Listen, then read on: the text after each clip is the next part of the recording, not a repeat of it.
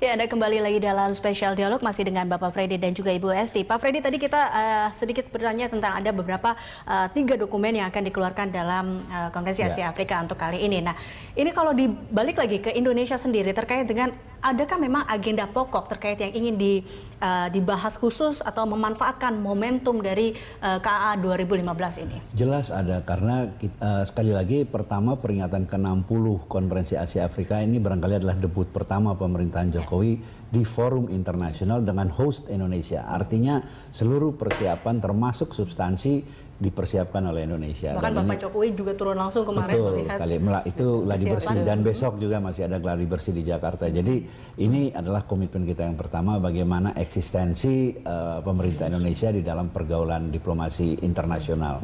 Ini yang pertama. Dan yang kedua, isu-isu yang kita angkat tidak hanya di dalam konteks sektoral, tidak hanya di dalam konteks regional, tetapi cross-cutting issues. Jadi ini menjangkau juga isu-isu yang sifatnya tidak hanya ekonomi atau tidak hanya security, tapi justru kita mengambil isu-isu yang sekarang strategis untuk kita kembangkan, yang kita harapkan dapat memperkuat kerjasama Selatan-Selatan. Karena tujuannya di sini adalah bagaimana Asia Afrika ini dapat berkontribusi dalam penciptaan perdamaian dunia dan kesejahteraan dunia.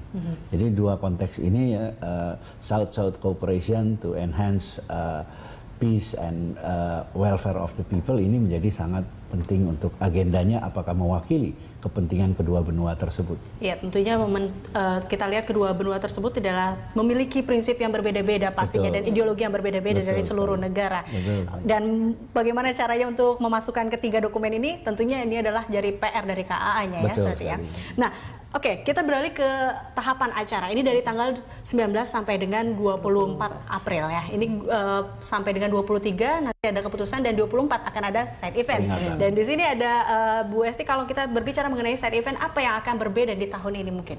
Oke, jadi sebenarnya di Panitia Nasional, ketua bidang side event itu Pak Menteri Pariwisata, Pak Arief Yahya, dan kebetulan saya berada sebagai anggota di situ. Jadi sebelum tanggal 19 itu sebenarnya sudah banyak sekali kegiatan-kegiatan dalam rangka KA ini. Ada mungkin sekitar 50-an.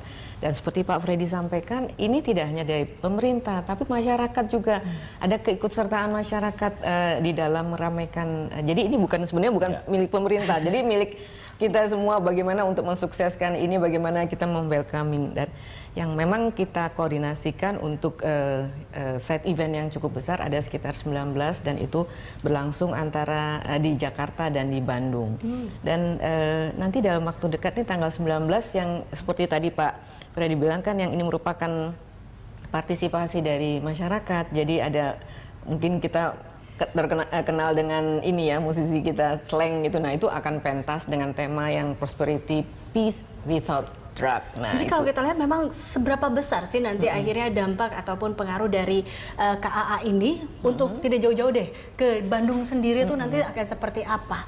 Nah, kita memang kalau dari sisi tourism ya, untuk promosinya tentunya nanti dengan banyaknya media yang hadir, pasti mungkin sekitar 1000-an ya Pak ya, yang dari Kominfo yang 1000 lebih.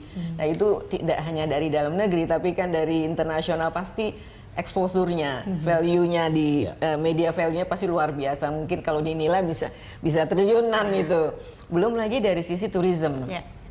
Orang yang mondar-mandir ke Bandung, ke Jakarta dari beberapa daerah, belum juga yang tadi dari 109 negara. Kalau satu negara aja mungkin delegasinya sekitar 10, itu sudah mungkin kita bisa targetkan sekitar 2.500-3.000 wisatawan atau partisipan. Nah, itu kan masuk juga wisatawan. Mungkin dari sisi wisatawan itu kita ada dampaknya buat kita, dan yang penting juga masyarakat ada keterlibatan, ada merasakan untuk bisa ikut memperingati 60 tahun KAA. Ini bisa menjadi salah satu cara untuk warga Bandung memanfaatkan acara KAA juga ya, bagaimana cara menarik untuk Bandung ini bisa menjadi salah satu tempat wisata yang bagus. Nah, ini juga tadi ada salah satu agendanya, acaranya dari 19 adalah mendatangkan band-band ternama di Indonesia. 19 kebetulan Slang akan tampil di Jakarta, di Monas. Itu mulai dari, sebenarnya rangkaian acaranya dari pagi ada drum band, terus nanti pentasnya di jam 2. jam 2 sampai sore, dan banyak lagi.